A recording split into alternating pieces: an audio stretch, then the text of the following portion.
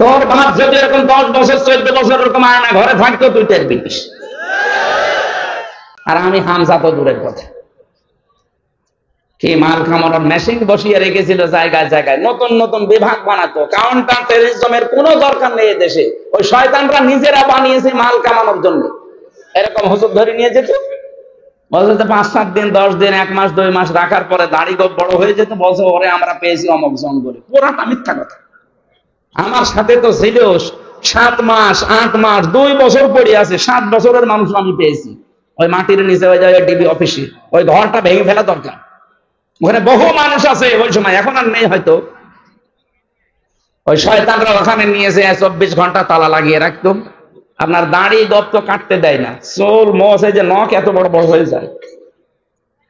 2 বছর 5 বছর 7 বছর পড়ে আছে, কেউ জানে না। সকালবেলা একটু ছোলা দেয়, আর দুপুর বেলা একটু হাফ বাটি ভাত দেয়, মনে হচ্ছে কেউ মাখিয়ে দিস, খেলে খান না খেলে ফেলে দেন। আপনি যে রোজা রাখবেন ইফতারি করবেন কয়টা বাজে আপনি তো জানেন না। এখন কি দিন না রাত তাও জানেন না। এটা যে কোন বছর কোন মাস, এটা কি বার চলছে, এখন যে কয়টা বাজে আপনি কিচ্ছু জানেন না। যে রোজা রাখবেন তখন আজানও তো শোনা যায় না। আর এরপরে আবার হাতে হ্যান্ডকাপ পরানো, পায়ের ভেতর দিয়ে আঙ্গুল দিয়ে এর ভেতরে এইভাবে দিয়ে সামনে ব্যারিকেড দিয়ে তালা লাগানো। আপনি যাবেন কোথায়? পায়ের সাথে আবার ওই যে চেন দিয়ে আটকানো। এই যে শুয়ে থাকি আমরা, এটা যে কত বড় নিয়ামত, আপনাকে 10 দিন রাখলে আপনি টের পেতেন। এই নোয়াখালী না এটা, এই হাতিয়া থানার এক আলেম ছিল আমার সাথে, মুফতি ফখরুল। ওরে আমার ফাঁসির কন্ডেম ছেলে আমার ঘরে দিয়েছিল, বলছে হামজা ভাই আপনি যে এই যে শুয়ে থাকি এটা যে কত বড় নিয়ামত আমি এখন টের পাচ্ছি। কেউ কেউ এই আঙ্গুলের এত বড় বড় সারা আঙ্গুল হয়ে গেছে, 2 বছর 7 বছরে এত বড় কাটতে দেয় না। এই আঙ্গুল দিয়ে দেওয়ালের সাথে খুশিয়ে খুশিয়ে কেউ ভাঙা ভাঙা অক্ষরে লিখে রাখতো যে ভাই যদি কেউ বাইরে যেতে পারেন এই নাম্বারটা জানাবেন যে আমি বেঁচে আছি। আর আপনি এখনো জালেমের পক্ষে সাফাই গান যে কি করেছে ববু আমার পালিয়ে যাওয়া লাগলো, কি করেছে মানে ওরে জবাই করার দরকার শয়তান। আয়না ঘরের নামে যা করেছে ওরে 10 বার জবাই করলে শেষ হবে না।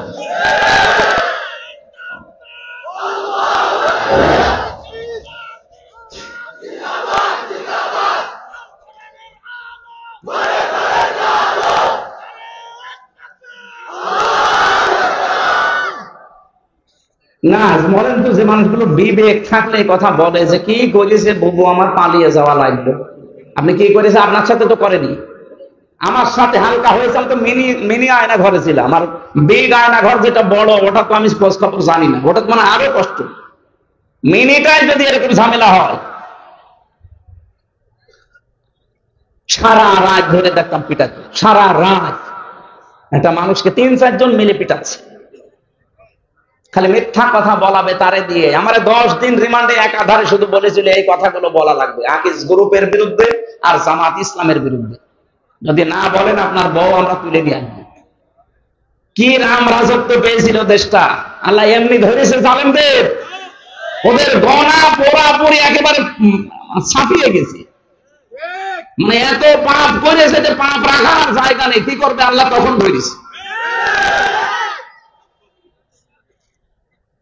আমার মেয়েটা এখনো পর্যন্ত আমার সাথে কথা বলে না ভালো করে, কারণ ও আমার চেনে না। আমার মেয়ে আমি 7 মাস রেখে এসেছিলাম, 3 বছর পরে আমি ওরা দেখলাম, ওর বয়স এখন 4 বছর।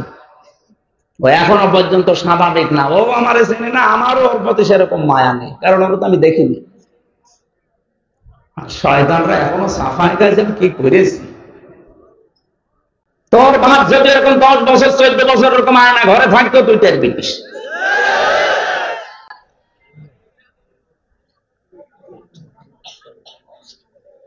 একটা জালেমকেও যেন ছাড় দেওয়া না হয়। জালেমকে ক্ষমা করে দেওয়া, ছাড় দেওয়া মানে মজলুমের উপর অবিচার করা। আপনি তো কিছু টের পাননি, আপনার মুখে তো ওরকম ছেলে থাকতো মেয়ে থাকতো আপনি বুঝতেন।